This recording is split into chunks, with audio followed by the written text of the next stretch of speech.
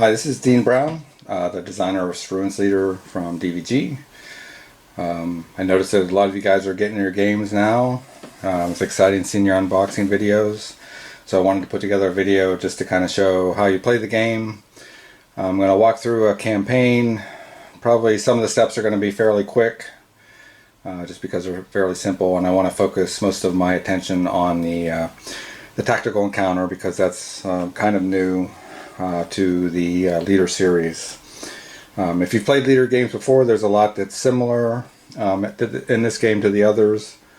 You know, set points to purchase equipment, victory points that you earn when you destroy targets, having campaigns with campaign tracks, multiple levels of skill levels of your ships and your commanders so they can increase in skill as the campaign proceeds, stress levels, and of course, mission planning, which is the heart of the leader series. Figuring out which ships you want in your task force, which commander, which ordnance you want to have, purchasing skills, etc. So it is a little bit more complex or different than the leader games, but it is still pretty manageable. I would recommend that you start with a couple of tactical encounters in the core game before you decide to tackle the sub-game or the carrier expansions, because they reference back to the core rulebook. So if you have a good understanding of the tactical encounters in the core game, then that will help you pick up the expansions a little bit better. Alright, let's get started.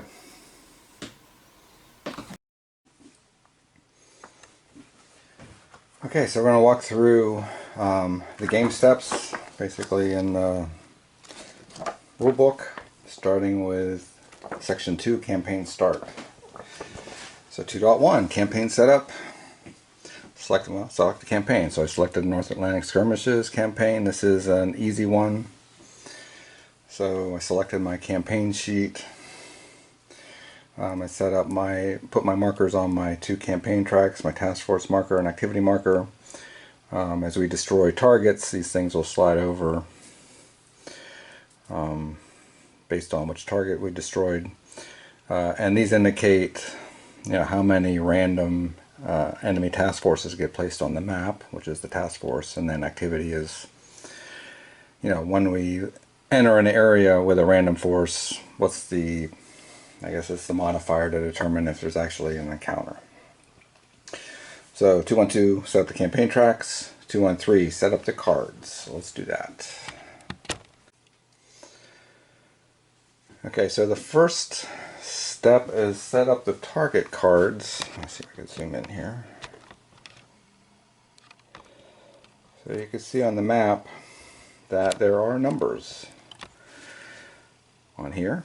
Those are the target numbers. So basically you go through the target deck and you pull out the targets that match numbers that are on the map. So you can see here that we have some Wolfpack targets, ASW forces, some convoys, Wolfpacks, armed merchants, and some additional enemy ASW forces. So these are the type of targets that we're going to be going up against. So pull these out, create a separate target deck. We'll be drawing from this later. Okay, so next we're going to set up the cards that are on the board. So the encounter cards, basically just shuffle them and put them on here. And then there's our random enemy subs and enemy ships. You can see that there's an enemy ship. There's one card that says special mission only, so we're not putting that into the deck. And then there's several special mission only enemy ships. These don't get shuffled into the deck either. They're used for specific targets that we draw. For example, we might draw a Kirov target, Kirov battle group target. So we would use this ship card for that specific target when we're on the tactical display. So shuffle these, put them on the deck, and then the event cards, they get shuffled too, and I usually just put them here. Target cards obviously shuffle because we want to draw them randomly. Okay, and then step 2.1.4, set up our draw cups. So we're gonna have three draw cups, but we set up two of them. First one is our random subs. So a lot of times the target cards or for a random encounter, it doesn't identify a specific sub. It just says sub. So when we go to put that sub on the tactical display, we draw a counter for that sub from here. So we don't know what kind of sub it is, or even if it is a sub. So here's how it would detect you, what its noise management is, whether it's starred, and then when we detect it or it detects us, then we flip it over, roll a die to determine, what kind of sub it is. It could be a neutral sub, which then you would put the neutral sub counter in there, and there's some modifiers for attacking an enemy sub in the same sector as a neutral sub.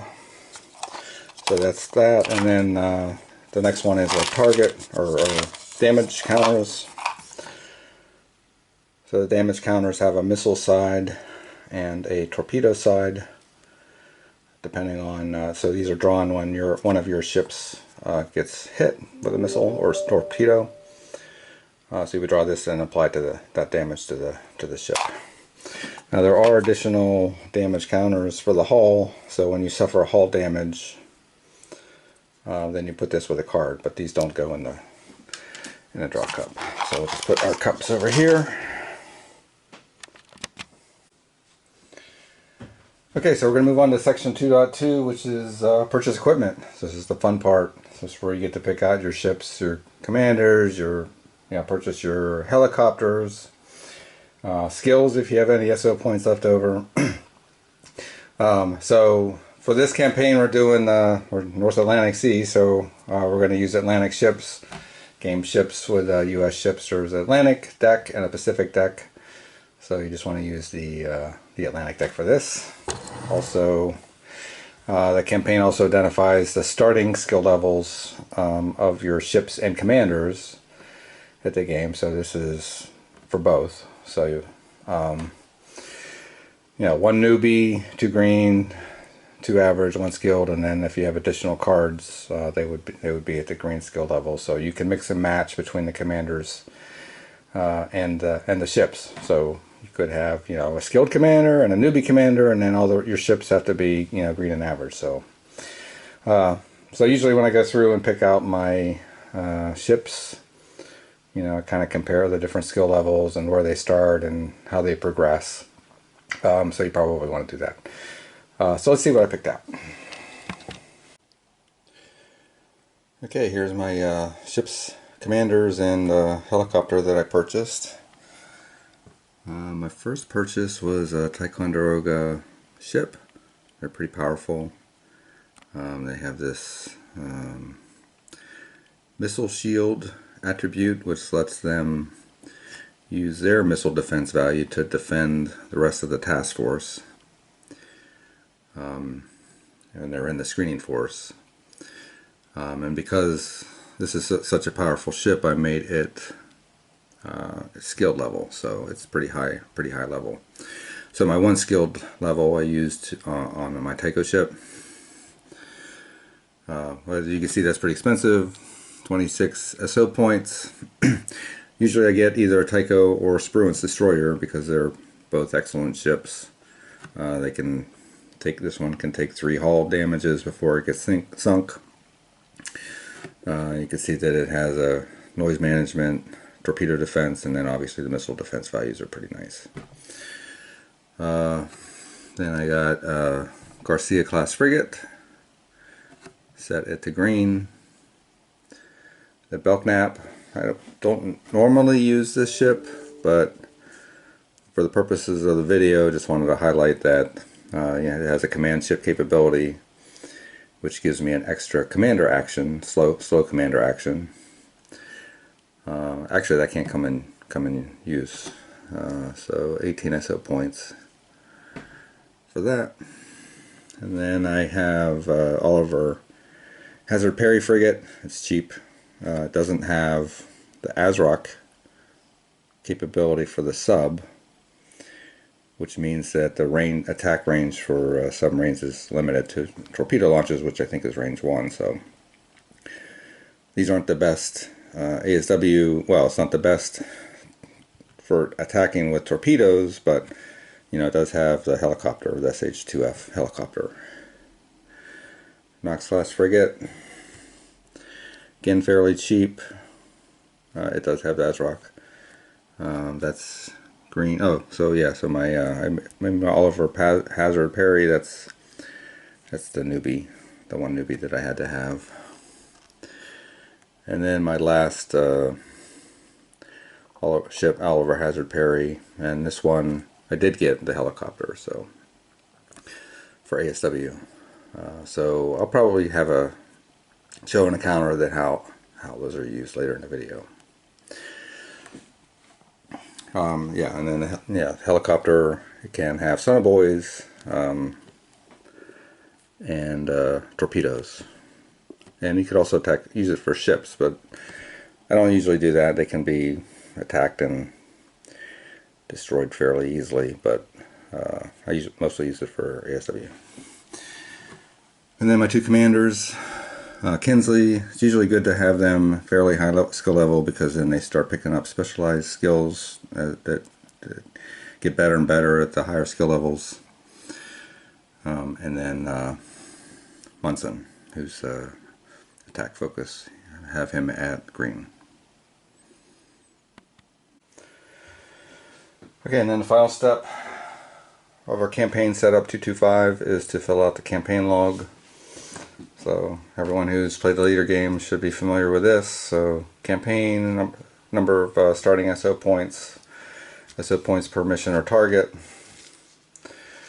and then filled out. Here's my commanders, their current level, XP's to promote, and then my ship's current level and XP's to promote.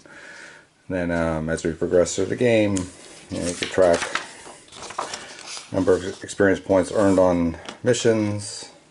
You know, I guess none of them have cool, which reduces stress, what the current stress level is, and then you know what the targets are, who participated, and then finally, you know, after each mission, you know, how well you did. So we'll show this being filled out as we progress through the campaign. Okay, we're on to the mission setup phase, section 4. First step is our task force setup. So 411, priority rest and recuperation. You can spend 10 SO points to reduce 2 stress from everybody, all your ships, commanders, helicopters. I have actually used that, but we're just starting, so nobody has stress. So we'll move on to 412, target selection. So pick a target from our target deck. Okay, so enemy ASW forces. So you can see here that we have the Remney, 2 Utaloy, and a sub worth 5 VPs. We can move 1 on our task force track on the campaign sheet if we destroy it. Air defense value, that's if used if we're attacked.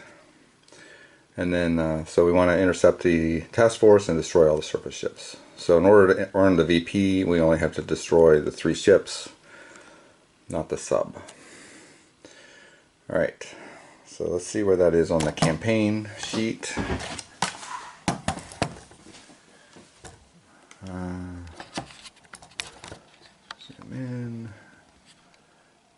And of course, we can see that it's all the way up here. So the good news is we get extra 5 victory points for destroying the target. The bad news is we have to traverse through all of the random encounters to get there. So if you get something, you know, ship here or target here at this range, there's only a 20% chance that you would have to deal with a random encounter. Well, I guess one of them.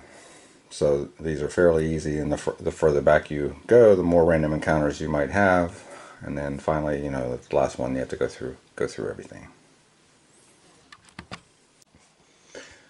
So one additional point about the target, you can see here that it says red targets must be immediately attacked if drawn, and 12 is a red target. So if we had drawn one of the black targets, let's say 14, we would have the option of drawing a second target and then choosing which one we want to attack. But because this one is red, we have to attack it on this just can't turn. Okay, 413 mission SO points. So we do get 20 mission SO points to execute this mission against the target. Okay, step 414, purchase task force equipment.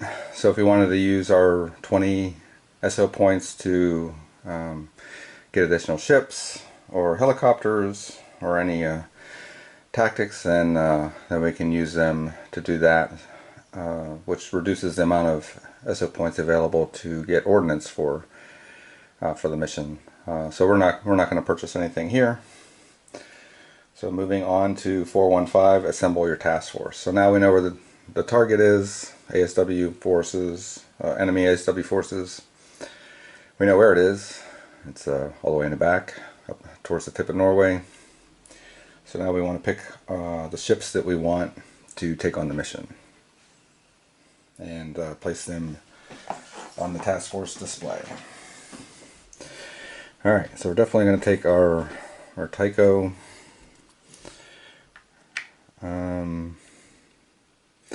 And let's take our Wainwright because we want the command, the extra action. There is a sub, and we have to go through some enemy encounters. So we'll take the Wart with a helicopter. Usually you could do, I usually do 4 to 5, occasionally 3 when really pressed. So let's do 4. Because they're going to earn a lot of stress on the way to the target, so we'll do these 4.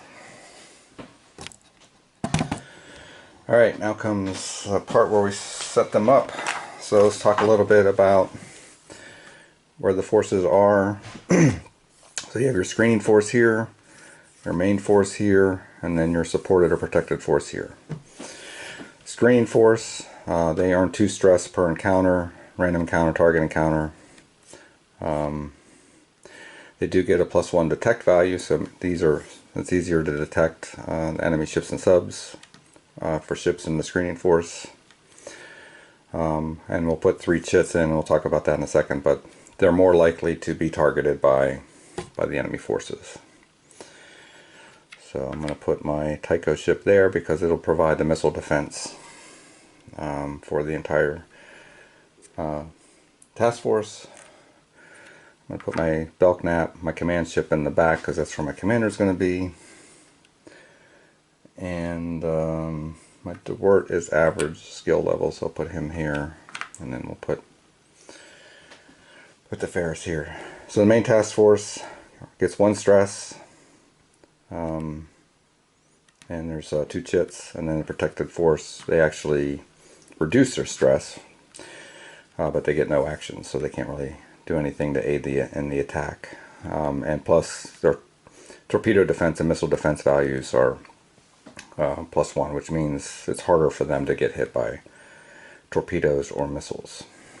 The other thing is the screening force, you can see here, is fast. So if you're familiar with the leader series, fast and slow, in this case the placement of your ships determines which ships are fast, meaning they go before the enemy ships, and which ships are slow, which means they perform their actions after the enemy ships. Okay, so there's our task force setup. And then, yeah, we need to choose our flagship. And as I mentioned, we're going to put that on our Wainwright because we get the command. If it's the command ship, we get an additional action. So we're going to make him our command ship. Okay, step 417, set up our ship draw cup. So basically, whenever the enemy ships or subs determine who they're going to target, we pull a ship out of the target cup. And that's based on what ship positions are filled. So you can see we have 1, 2, 3, 4 positions filled. And who's in the screening force, who's in the main force, who's in the protected force. So, oops. So ship 1 has 3 chits. As I said, they'll be, and ship 2 has 3 chits, so they're going to be more likely to be drawn. And then ship 3 and 4 have 2 chits, so we would just pull out a counter when determine who they're going to target. Okay. Step 418, purchase ordnance. So we have ordnance counters. Again, very similar to the leader counters. So if you've played those games, then you know how the ordnance works. But let's just step through it anyway. So you can see on the cards, there's a ship detect attack, sub detect attack, and aircraft detect attack columns here. Aircraft are automatically detected. Enemy aircraft are automatically detected. So in order to attack it, you have to detect the enemy ship or sub first. Listed on the card is the ordnance that they can use. So my Tycho ship can use RGM-84s, harpoons, RGM-109s, which is the TASM, and they're in a VLS, so I can fire up to 4 of those guns. And then for sub-attack ASROCs, they're in a VLS as well, so I can fire up to 4 of those. Normally it's 2, I can fire 2. And then my MK-46, my torpedoes. And then for air attack, SM-2s. For this campaign, I probably didn't mention it, there are no enemy air attacks. This is an easy campaign, so I'm not going to be purchasing any ordnance for surface-to-air missiles. Okay, let's look at the different counters. Usually, for the ships, the 3 primary ordnance that I purchased are the TASMs, the harpoons, and the ASROC, which is basically throw-ahead torpedoes against subs. The SO cost is the bottom right corner, so 2 of these for 1 SO point, 2 of these for 1 SO point. And the TASMs, because their range is 6 versus 4 and 3, they're a little extra cost for ordnance. The top row 7, 6, 9, and 6 is the to hit values. So these can only apply 1 damage against enemy ship or sub because they only have 1 number, but the TASM has 2. So if I roll a 6, 7, or 8, I apply 1 damage, and a 9 plus, I apply 2 damage against the enemy ship. The TASM has a Hex 1. That's not used in this game. That's for the advanced game, which hopefully will get printed separately. And then yeah, the ASROC has a 2 here, which means that this is the minimum range. So we can fire at a range of 2 to 3, with 3 is the maximum range. So I could fire these from 1 to 6, and this from 1 to 4. There's an S7 on these. So I did say that you have to detect the enemy ships before you can attack or fire ordnance at them, except for these 2. These do searches. So you can fire within a 2 azimuth sector and roll to see if the missile, if you roll a 7 or higher, then that ship has been detected by the missile and it will attack that. And you can go all the way out to 6 range here and 4 range here. So if you have a bunch of enemy ships within that 2 azimuth sector, you can fire and hopefully it'll find one of those. Alright. Okay, so that's the ordnance that we purchased. We're not going to purchase Commander Skills 419 because we used all of our ordnance for the ships, all of our SO points for ordnance. And then I did, for the helicopter, I did purchase ordnance for that as well. So I have sonobuoys, which can be dropped. They basically stay in the same range azimuth sector, and they do detection attempts. So this 710 is for detection. Actually, let's put it this way: if you're using the optional sensor performance, then you can designate them as above the layer, below the layer. So we're not. 0.5 SO points for that. And then the Mark 46 torpedo helicopter drops those onto detected submarines. So the other side is the ASROC. So, and they hit on a 7. For helicopter dropping, the range is 0.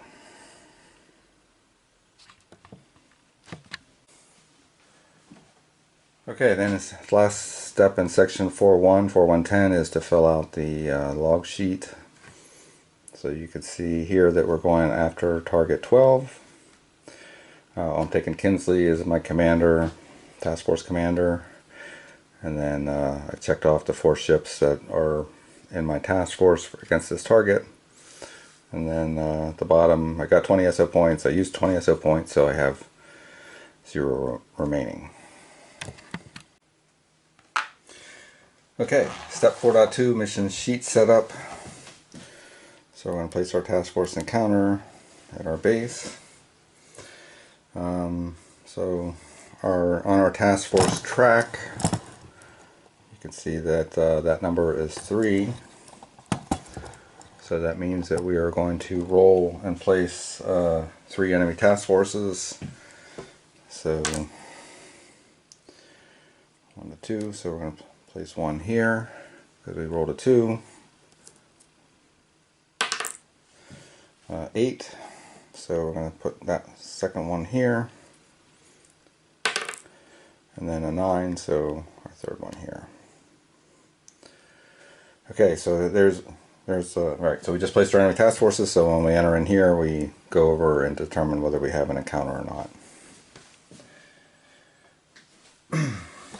And then step 4.2.3 is to shuffle your cards. So I shuffled them already.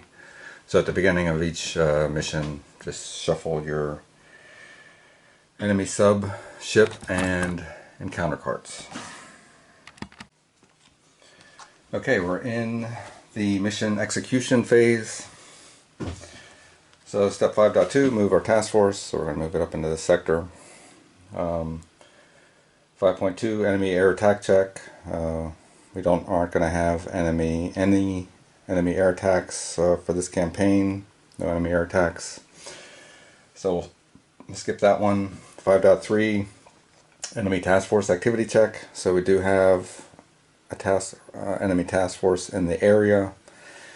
Our activity track is at +2. So we draw an activity card, and this is the activity card here. So here's the activity level. This is used if we're using the carrier expansion, which we're currently not. This just says that Intel says it's submarines. So we're going to roll for our Intel, our activity level. Rolled at 8 +2 because of the activity track, so 10. So this would be at an encounter at the high activity level. So flip it over. So you can see here that we have a submarine patrol. It's a fast sub patrol, so we add plus 4 to sub movement and -2 to detect, which would make it pretty hard. And then high and low you see on the left. So because of the high activity level, we would draw 4 random submarines and put them on the tactical display, and then we would get 1 SO point for each submarine sunk. The task force would suffer stress for this encounter as well. So after the encounter is over, you would add the stress, and then once the encounter is complete, then we would determine whether we're in the target area or not, which we're not in this case. So I'm not going to set up the encounters. We're just going to do the target. So we would move here next, no enemy task forces, move here next. No enemy task forces, move here next. Then we would roll for our 2 encounters and go through those. And then finally we are in the target area. Target 12 is what we're attacking. So let's go ahead and set that up. Okay, now we are in section 6, enemy task force engagement phase. 6.1 is determines whether it was a random encounter, based on our encounter cards, or whether it's a target encounter. So we're going to do the target encounter. So let's look at our engagement start setup steps. So for random encounter, draw ships and unknown subcounters. Not doing that. Step 2, for targets, find the designated ships and subs. So here is our target, and you can see here that we have the a Spruance class, 2 Utiloys, and an unknown sub. So we are going to try. So pick up our enemy ship cards, and first one on the bottom, so Romany class. So we're going to go against this one, and 2 Utiloy. There's one there, and there's the second one. Okay, so those are the ships, and then since the sub is just a generic sub, we're going to draw 1 counter from our enemy sub counter draw.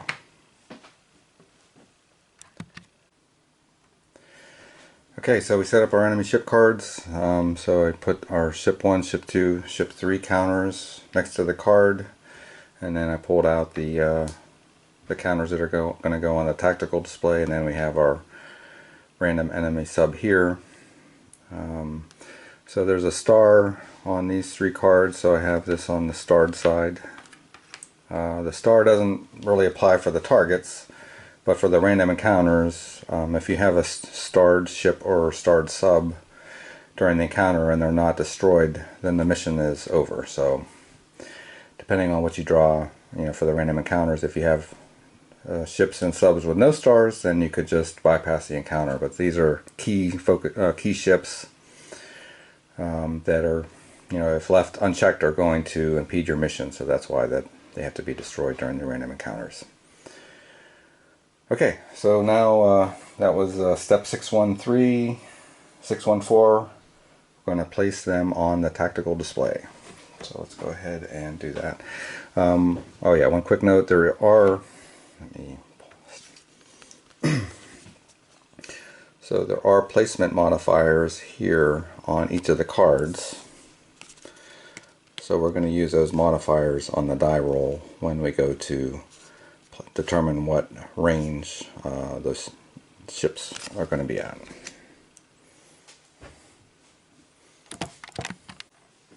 Okay, so back on our tactical display, just looking at the engagement sequence again. So we did just set up the cards, found the ships, set up the cards. Now we're going to place the enemy ships and subs on the tactical display, rolling for range and azimuth. In order to do that, we're going to use our enemy starting range table, which is also on the tactical display.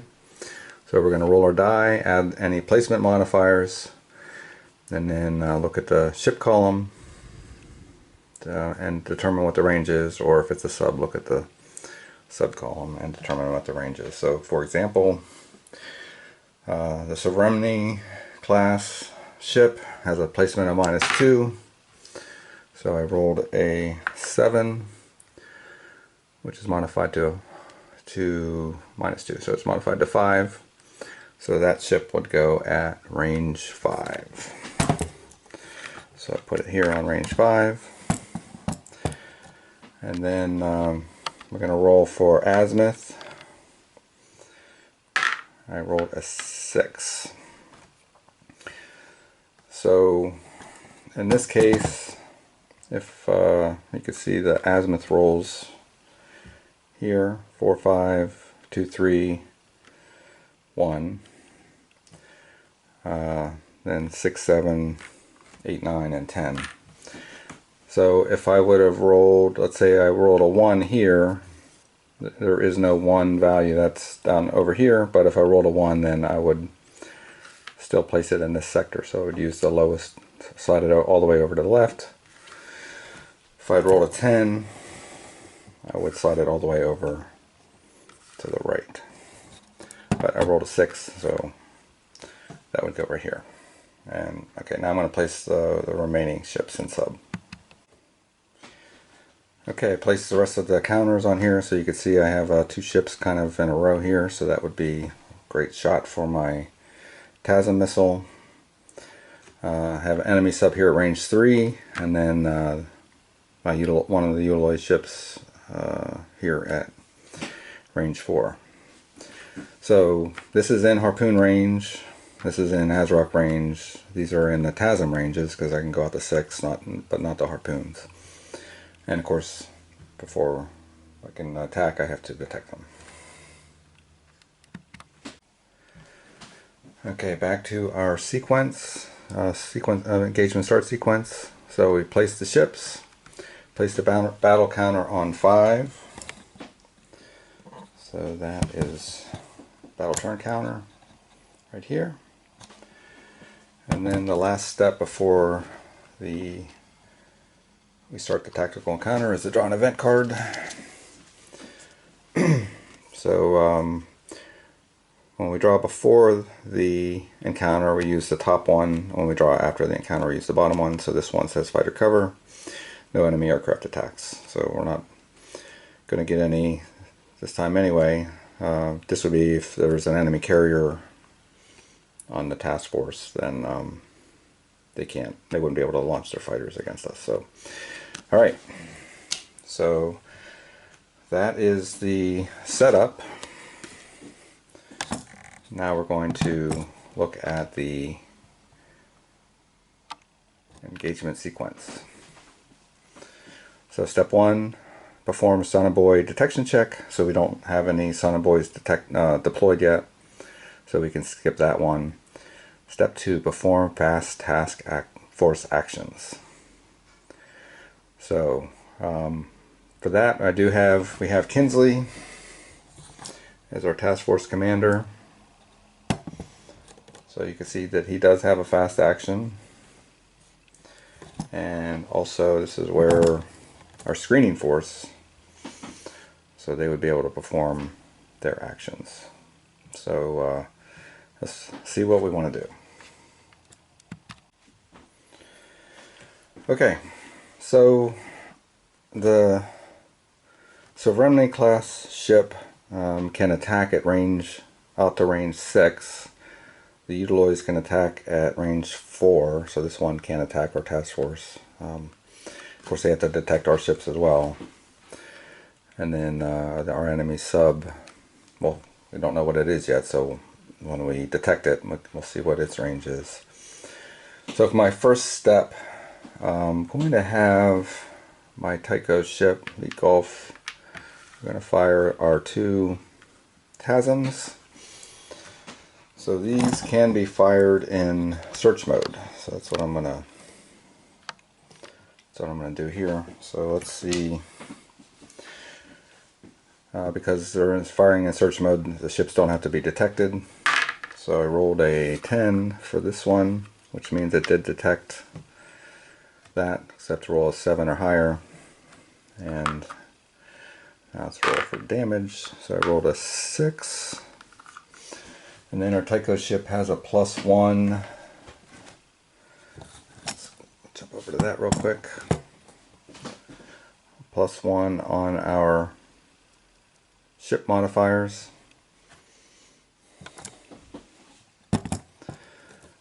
Okay. Hold on, let's check our sheet here.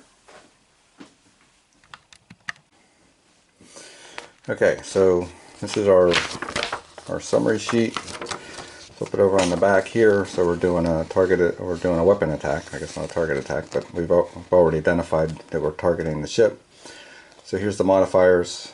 So first one is skill modifier, so we get a +1. Second one is range azimuth modifier.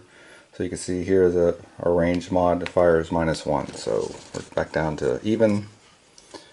The ship modifier, right, so that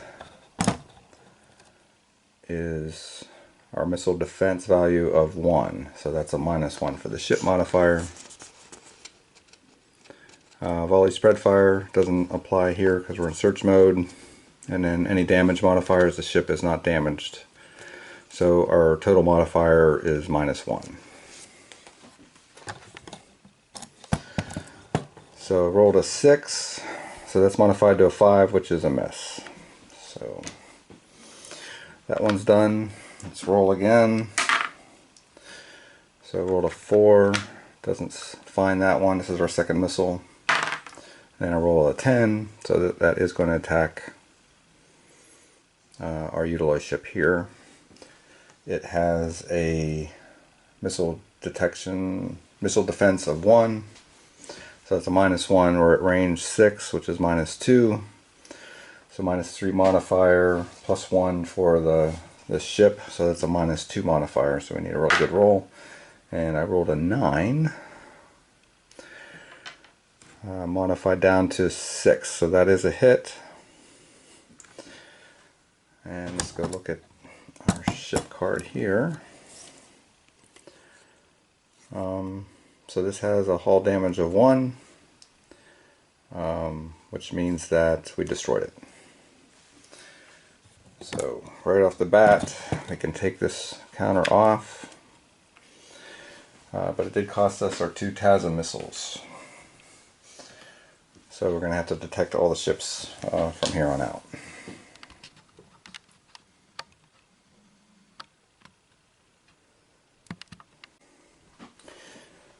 Alright, so I have 2 more fast actions left. Let's just for fun, why don't we use our divert action to launch our helicopter? Risky, because we do have 2 surface ships, and basically what that means is that we have to put these counters, we're launching our first helicopter, so put these 3 counters into our draw cup. So there's a chance that the ships are going to detect or attempt to detect the helicopter and shoot it down. So helicopter, we get 4 actions out of that. One is take off, and then so let's go 1, 2. No, let's stop here. All right. So that's our 4 actions. So we're over top of the sub, and hopefully next turn, if it survives, we'll be able to attempt to detect it. Alright, so we have 1 action left for the commander. So one of the specialized actions is for torpedo attack +1. So we're not doing an attack here, but next turn hopefully. So I can move the task force, I can redeploy my configuration here, or I can give a ship an action. So I can do that, and I could do that once per battle turn. So let's do that. Let's give our, let's see, our Tycho ship has a +1. So let's attempt to detect our utilized ship. So let's look at our modifiers here. So we're doing a detection attempt. Ship modifier, so that's +1. Range is at 4, so no modifier there. The enemy ship, so that Utiloi has a noise management of 1, so that's -1. Not currently detected. Oh, it is a screening force, that's right, so we do get a +1 for that. It's not damaged, and we're not using the environment card, so total of +1. So I rolled a 10, nice. So if we look at our ship card here, so we did a ship detect. We rolled a 10. So that is detected at level 3. Wow. How do they ever get those?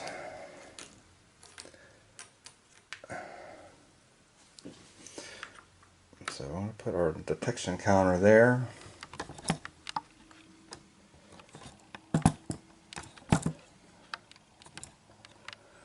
Alright, so what that means is if my slow ships want to attack it, I'm going to have a die modifier plus 3 because I detected it at level 3. Alright, so that is all of our fast actions. Right, our next step on engagement sequence is number 3, move enemy units.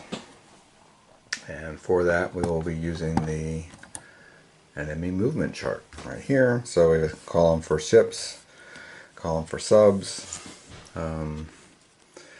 So the cards do have a movement modifier which we're going to apply when we are moving them.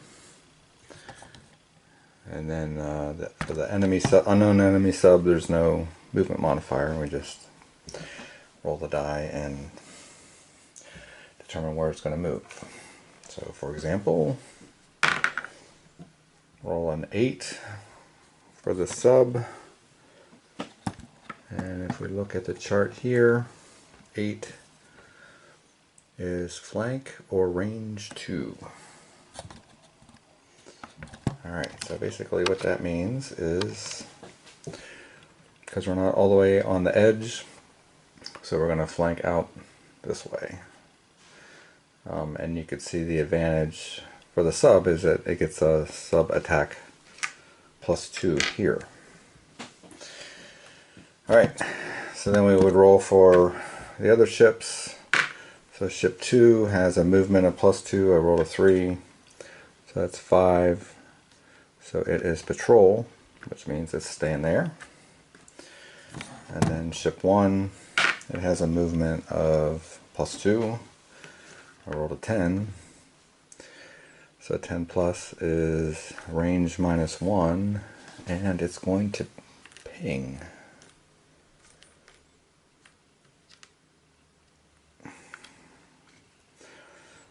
So it doesn't know that there's no subs in the area. So in this case it's going to be pinging. What that does is it reduces its noise management value by 3. So we're going to be able to hear that ping and make it easier to detect. Alright.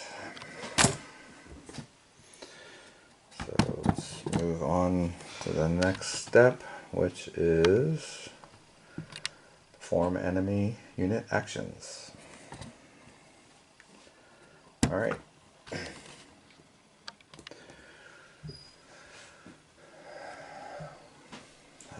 Hold on. Alright, so we're going to perform enemy unit actions. So usually I just work from the inside out. There's really nothing in the rules that state which turns, which unit you do first or second or third. So there is some advantage to potentially choosing which ship or sub to go first and then second and third. So, but let's just do a sub. So I'm going to draw one ship, Task Force Ship 3, which is our command ship, Wainwright. So it has a detection of number of 39. So we're going to attempt to detect the Wainwright. It has a noise. Our ship has a noise modifier of 0. So if we look at our detection modifiers, so if the enemy's doing no skill modifier for the enemy, range is at 3, so no modifier there. 0 for our ship noise management. It's not currently detected. Well, that wouldn't apply for the enemy ships, damage, and environment. So no modifiers. So I rolled a 4. So the ship was detected at level 1. If it had been detected at level 2, then it would have been able to fire, but since it's at level 1, it's not. And because the sub detected us, I'm going to flip it over and make a die roll. Rolled a 6, so that means that we do have an enemy sub there that we need to draw. Now we want to, we're going to draw from our enemy sub deck, and we draw a foxtrot. So this sub is now, let's put our enemy sub counter there, and we're going to put that with our sub 1 counter over here to the side. Alright, let's move on to enemy ship number 2, which is one of our Utiloys. It has a contact of 2, which means we draw 2 counters. Let's flip this over to the detected side. So counter 2 and helicopter. Alright, so counter 2 is, that's our Dewart. So we're going to attempt to detect. So ship 247 is our detection numbers. Not to range 6, which is at range 4, so our Dewart has a noise modifier of 1, which is good. So let's go through our modifiers again real quick.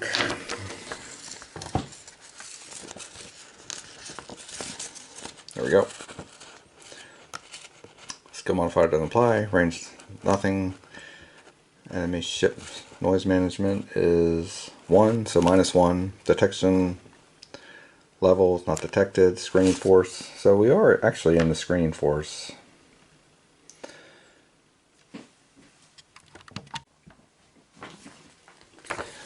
So we are in screening force, but that only applies to our detection of them, not their detection of us. So that doesn't apply. Ship's not damaged, and we're not using the environment cards. So we have a total of -1 modifier for the ship noise management. So roll a 9, modified down to an 8, which you can see here it's detected. That's detected at level 2. So let's slide this around here.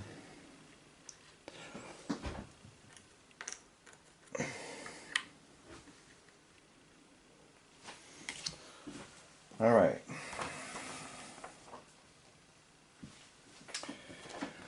So let's look at our flow chart. I didn't show this earlier, but this is basically the steps that the enemy ship would take. So if we already had detected, our ship on the previous turn, then you would just go ahead and attack it. And here, if we had another surface ship that had detected a task force, then we would see if it was, if it didn't attack, then we would see if it's in command and control. If it is, then we would attack it. So none of those applied. So now step 3, attempt to increase detection, which we didn't do. Draw task force ship, which we did do. And perform the detection attempt, which we just did. Was detected. And here it says, okay, did we detect it? Place a detection counter, or was the detection greater than or equal to level 2, which it was. So if we are in weapon range, then we attack this turn. So we did detect at level 2. Let's look at our ship. It can do a missile attack 5-9 out to range 4, which is at range 4. So it is going to do an attack against our Derwort ship.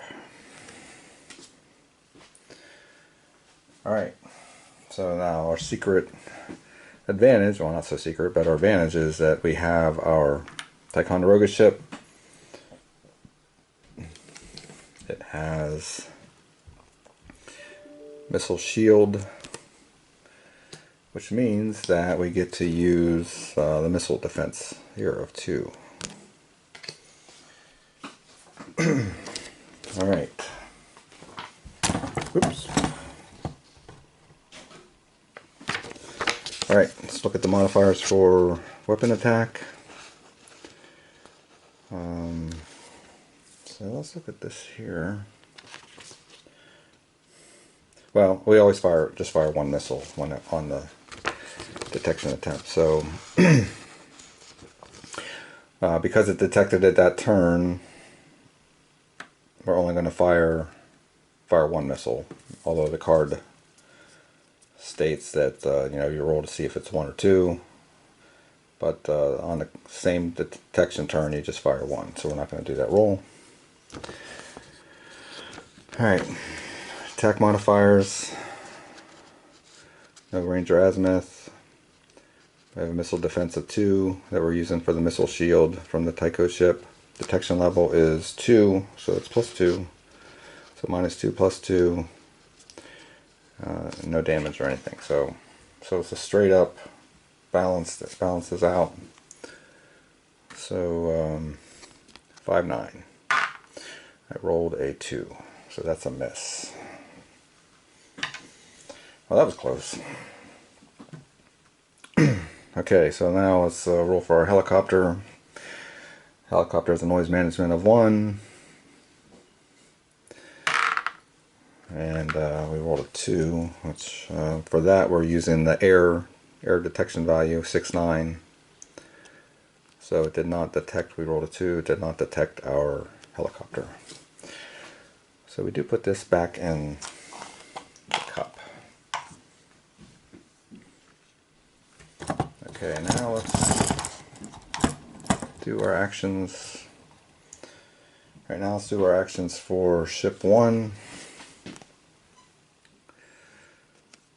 And so that would be this one. So let's look at, so we do have a ship that, one enemy ship has already detected ship 2. Let's look at our target card. We have a command and control here of 6+. So that's the Soviets. Soviets would use that. And then this has a command and control modifier of -2. So because we have, this ship has detected one of ours, so we see if we're in command and control because we don't have any detected ships here. I rolled a 6, which is modified down to a 2, or modified 2, which is modified down to 4. So this ship is not in command and control, which means it is not going to attack our task force ship here.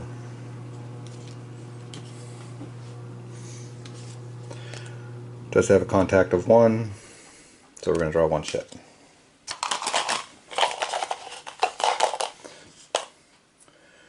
And we draw task force ship 4, which is our Ferris. It has a noise modifier of 1. So the detection numbers on a ship are 4-7. It's a range 4, so no range modifier. So we're going to subtract 1 for the noise management. Rolled a 6. Modified down to 5, so it did detect it at level 1. So let's flip this over. And because it's only level 1, we don't attack on this turn, so we would attack on next turn. Okay, so just performed all of the enemy actions. Okay, so enemy performed all their actions. Now we're on to step 5. Perform slow ship actions. So I do have 2 slow ships, and I have my extra command here that I get with my command ship, or extra action, I'm sorry. So I have 3 actions that I can perform.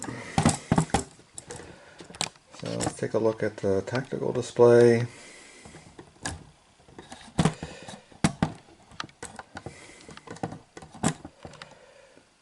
Alright, so enemy sub here, it has my task force 3 detected. Enemy ship 2 here, which is a Utiloi.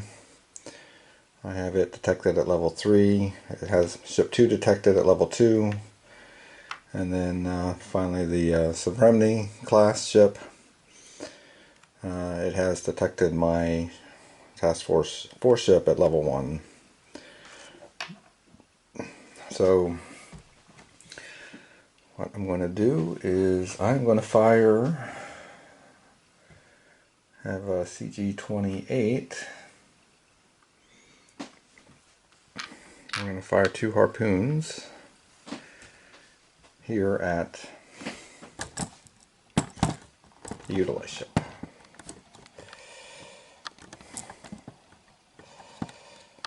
Alright, so the Utiloi ship has a missile defense of 1. It's detected at level 3, so that's plus 3. The Wainwright has a -1 modifier on the ship for its skill level. No range modifiers. So we're at plus 3, -2, so plus 1. My second missile gets a +1 modifier for volley fire. So that'll be the black one. Man, I'm not doing well on my rolls. 3 and a 2, both misses. Alright, so we'll have the Ferris fire 2. It has a ship modifier of 0. So it's plus 3 minus, so I get plus 2 on this one. And plus 3 on the second one. Well, that was a miss, but I did get an 8. So I do hit with my harpoon. And this has a hull of 1, so that ship is sunk. And that was sunk by the Ferris, so it gets an XP for sinking that. So enemy ship 2 is gone. Means I clear all of this out. I put this back in the cup.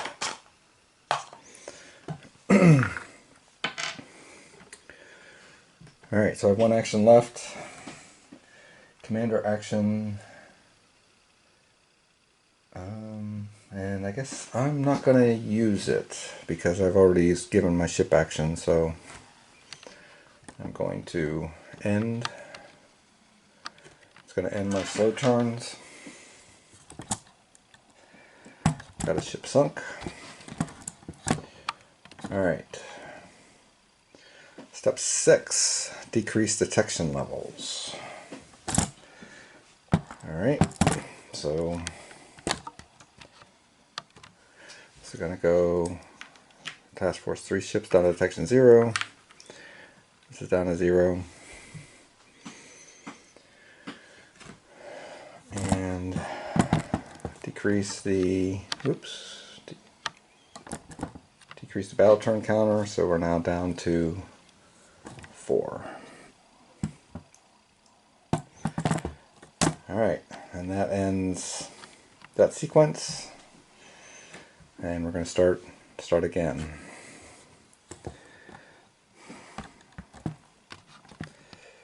So, perform sonobuoy check.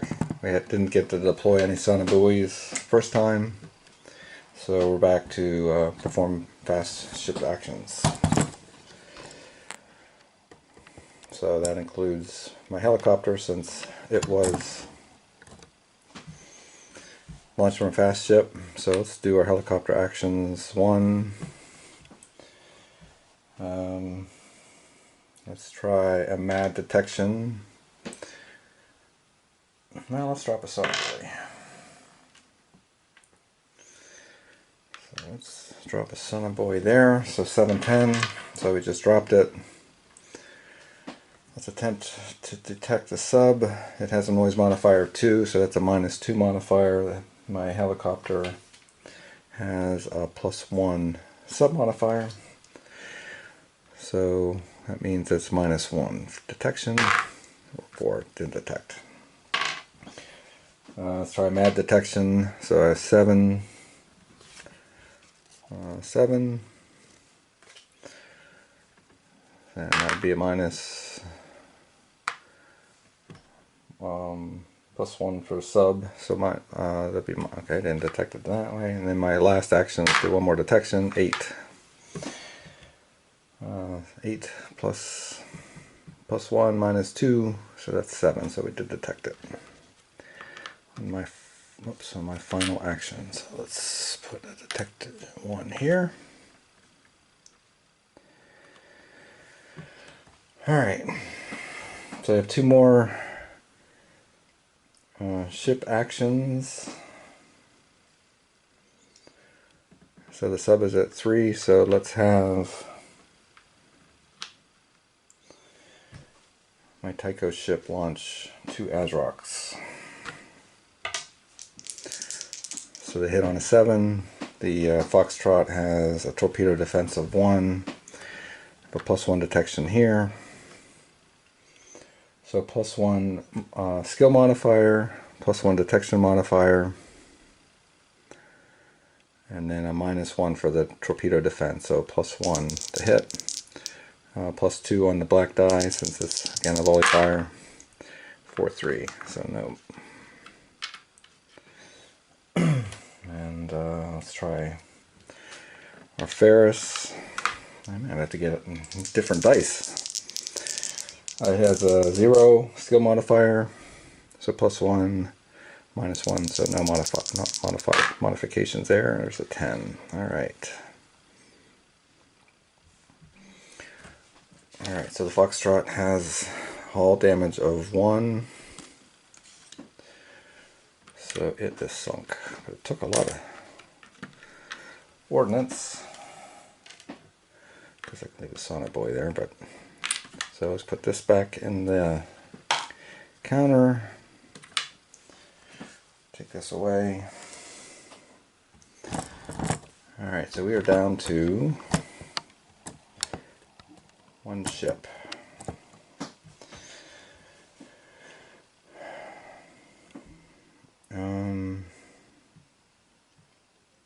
So I guess we'll use my commander fast action to attempt to detect it. So the Tycho ship, again, it's 469. Have a ping here of -3.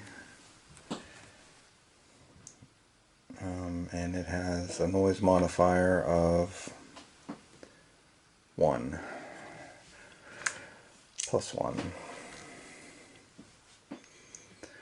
So that'd be -2, so I would add 2 to the die roll, and then I get +1 for the ship skill.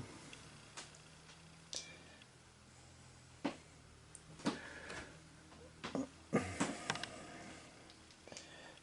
it is. So +3. Whoops, I only roll 1 for this, don't I? 3 + 3 is 6.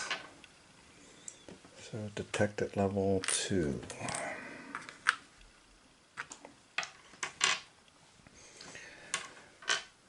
Alright, ship actions are done. Fast ship. Now we're back to move enemy units, and then perform enemy unit actions. So we'll roll for movement, +2 modifier, 3, 4, 5. That's patrol. So now it does have a ship detected, contact of 1, so we're going to fire missile. 4-7. Zero detection. We have our -2 missile defense for our from our Tycho ship. So we're going to fire -2. Roll a 10. 9, 8. So that's 2 hits. That's not good. Alright, so now we have our damage counters. Draw those. Missile, stress 3 and hull hit, and ship track -2. So we apply that to the Ferris, which has hull damage of 2. So we add 3 stress and 1 hull damage.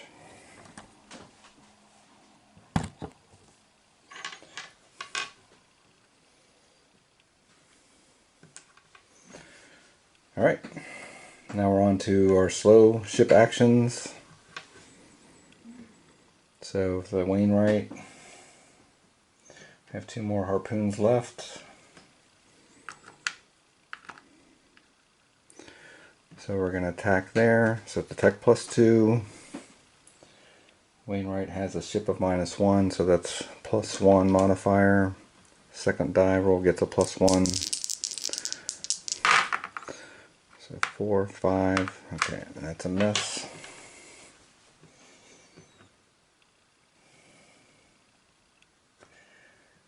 And we'll fire our last 2 harpoons from the Ferris. It's a stress 3, but it's still in the okay range. And we roll a 9 and a 5, so that's a +2. So yeah, so 11 and 7. So we have 2 hits, only needed 1, so that destroys the Sovereign. Okay, so our encounter is complete, so we go to section 6.3, draw an event card, and this says we earn bonus SO points, so 2 SO points for every enemy ship destroyed. So we destroyed 3 ships, so we get 6 additional SO points. 6.3.2, evaluate the encounter. So here's our target card. So we did sink all of the enemy surface ships. So we earned 5 VPs, and then if you remember on the campaign sheet,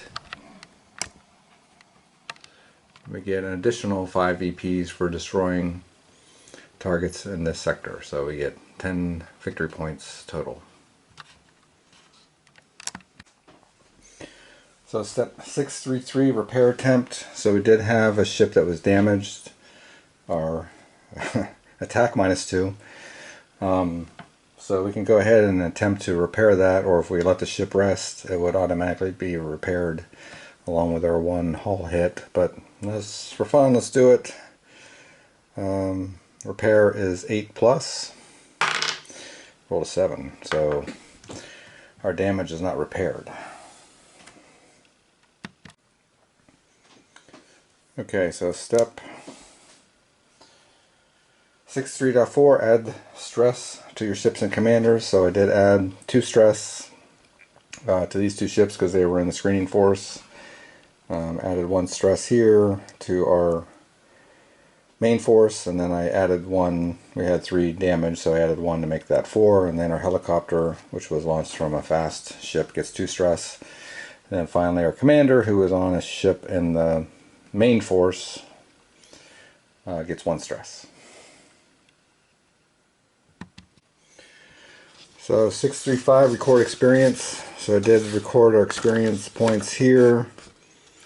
We destroyed the target, so everybody got 2. And then our Tycho ship got 1 XP for destroying a ship. Same with this one. And our FG-44, which is our Dewart, destroyed I think the ship and the sub. So it got 2 XPs plus the 2 for destroying the target. So that's our total XPs that we earned for the target encounter. And then 636 group promotion. So we can see on here that our 1094 or Ferris needed 3 XPs to promote to the next level, so it earned 3, so that's going to promote up to average. And our FFG 45, the Dewart, needed 3 to promote up to skilled. It got 4, so we'll use 3 of those XPs to promote the Dewart up to skilled, and we'll have 1 XP available for the next encounter to apply against the next promotion.